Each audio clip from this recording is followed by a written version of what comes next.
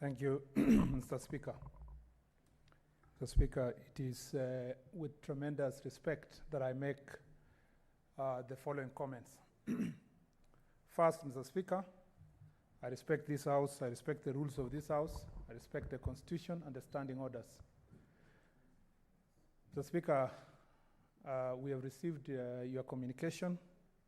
Note that we were not aware of the machinations and the schemes that were happening. But Mr. Speaker, I am shocked by yourself. This morning, I came to your office with a Senate Majority Whip, and we served you with an order that was procured after an application where the Majority Whip was part of the application. In that application, Mr. Speaker, the court is very express, the tribunal is very express that, Mr. Speaker, it stayed any decision that was going to be made based on the purported coalition agreement between KANU and Jubilee. That is really weighty. Mr. Speaker, when the history of this House will be written and your time as the second Speaker under the new Constitution, that very decision is going to be very key.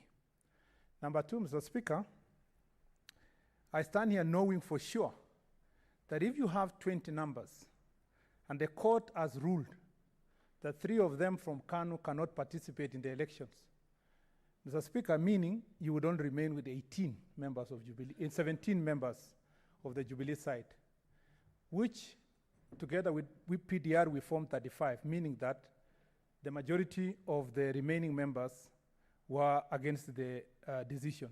If you go further, Mr. Speaker, when you ruled on the case of Orengo replacing, Senator Orengo replacing Senator Wetangula, you made it clear about the form of the communication. That the communication can only come, and the standing orders is expressed, standing order 19. It can only come from the whip if it is in the removal of majority leader, and the majority leader if it is coming from the removal of the whip, anticipating that there would be no situation where you remove both of them at the same time.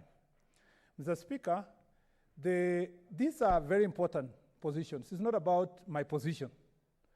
And if, Mr. Speaker, you have made your determination, you have been pushed to a corner to make that decision. Mr. Speaker, I'd like to say this. Order, Senator. Mr. Speaker. What's your point of order? Mr. Speaker, I am the one who is affected by this decision. So if my colleagues can give me that small moment of respect, because, Mr. Speaker, they will have the rest of the 2.5 years to celebrate this decision. But also you should note what you say. When you say I was pushed to a corner. If, Mr. Speaker, I am not saying you are pushed by anybody. I've just said if the evidence before you pushed you or whatever pushed you to a corner and you've made a decision, and a decision that is not reasoned, it is not giving the reasons, doesn't take us the names, it doesn't tell us what you do with the tribunal decision that came before you. You are saying you will have a reasoned now decision later. Allow me then to say this, Mr. Speaker. When I was a student leader at the university, one of the things I went through was a training on leadership.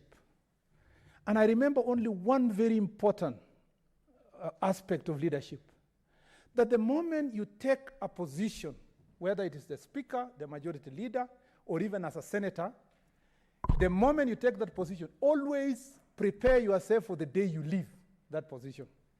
Mr. Speaker, I am not worried and I have no problem not being the majority leader. What was only being defended on this side was the fact that we must follow the rules. Be it as it may, Mr. Speaker, if finally you will disregard the law and make a decision that I'm not going to be the majority leader in this House, what I can only say is that I want to thank my colleagues who voted for me, supported me throughout, and who have continued having faith in me, even amidst a lot of intimidation from the executive. Number two is to thank my staff, about 6 or 7 staff of the office of the majority leader, who will quickly, Mr. Speaker, this afternoon, the only people that are in my mind at the moment, Mr. Speaker, is not me. It's my staff. And I know they've done tremendous job. They have loans. They have commitments to their families. This afternoon, they are going to lose their jobs by a stroke of a political conmanship, Mr. Speaker. So I feel for them. And, Mr. Speaker, I want to say this, that I want to thank them for their support. I will stand by them as a person. I have just started my political life. I have only been 8 years, actually 7 years in politics, Mr. Speaker. I believe this is just but the morning of our political careers. There will be a brighter future. I want to tell them that they should take heart. We will come back and come back big, Mr. Speaker, and they must be able to continue looking forward to that great future. Lastly, Mr. Speaker, I wish during this time of coronavirus that our focus, Mr. Speaker, we were told not even 15 people should meet.